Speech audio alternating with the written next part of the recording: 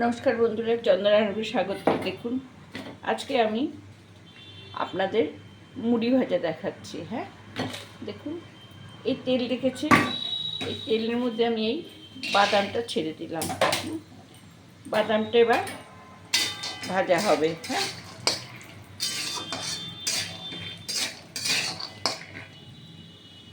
একটু ভাজা হবে। ভাজা হলে আমি, আপনারা হয়তো ভাবছেন মুড়িটা আবার কি, তাই না? মুড়ি আবার কি ভাজা? কিন্তু মুড়িটাও ভেজে খেতে হয়। বর্ষার দিনে শুকনো হয়, এখনও প্লাস্টিকের কৌটোতে রাখলেও মুড়ি শুকনো হয়ে যায়। আমি এই বাদামটা ভাজা হলে তারপরে আমি কালো জিরে, মৌরি, শুকনো লঙ্কা, সামান্য নুন দিয়ে ভেজে মুড়িটা ভেজে নেব। হ্যাঁ, দেখুন বন্ধুরা, আমার বাদামটা প্রায় ভেজে এসছে, মানে ভাজা হয়ে গেছে প্রায়। দেখছেন ফুটছে কীরকম?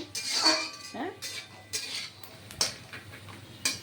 কম বাদামটা এত সুন্দর করে ভাজতে হয় যাতে কম ভাজলে কাঁচা কাঁচা না লাগে, আর একটু লাল করে ভাজলে যখন মুড়িটা ঠান্ডা হবে, বাদামটাও ঠান্ডা হবে, খেতে খুব ভালো লাগবে। হ্যাঁ, আচ্ছা, এবার আমি দুটো শুকনো লঙ্কা দিয়ে দিলাম। হ্যাঁ, আর দেখুন, এই যে কালো জিরে আর মৌরি দিয়ে দিলাম। এই বাদামের সাথে এটা ভাজা হবে এখন। হ্যাঁ, আর একটু সামান্য নুন দিয়ে দিলাম। আমার হাজব্যান্ড দোকান থেকে মুড়ি এনেছে, মুড়িতে একটুও নুন নেই। কোথা থেকে এনেছে কে জানে, প্যাকেটের মুড়ি। তবে যদি নুন নাও থাকে তবুও একটু নুন দিলে ভালো লাগে। হ্যাঁ, দেখুন, আঁচটা ছোট করে দিলাম। আপনারা হয়তো বিশ্বাস করবেন না, এই মুড়ি ভাজা শিখতে আমাকে না হলেও 15 দিন কষ্ট করতে হয়েছে, কারণ মুড়ি ভাজা খুব কঠিন। দেখে মনে হচ্ছে আবার কি, কিন্তু না, এই মুড়ি ভাজা ভীষণ কঠিন।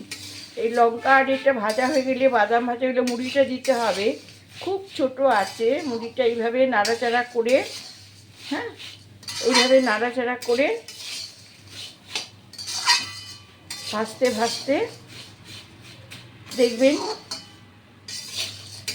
মুড়িটা মুচমুচে হয়ে যাবে। হ্যাঁ, এরপরে কাঁচা পেঁয়াজ দিয়ে আর শসা দিয়ে, যে চানাচুর খাবে বা ঝুরি ভাজা খাবে, কিন্তু এইভাবেই খেতে ভালো লাগে। পেঁয়াজ কুচি আর লঙ্কা কুচি, হ্যাঁ, আর কিছু চাই না। দেখছেন তো? আর চিড়ের সাথে এইভাবেই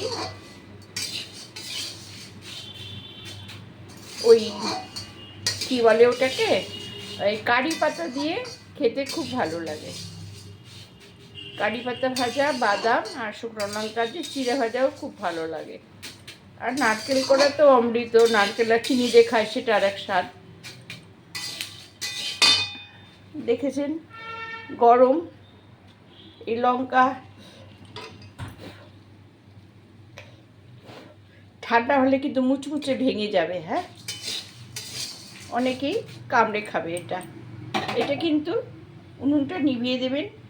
নিভিয়ে দেওয়ার পরে কড়াইটা কিন্তু একটু এই খুন্তিটা দিয়ে নাড়াচাড়া করতে হবে। হ্যাঁ,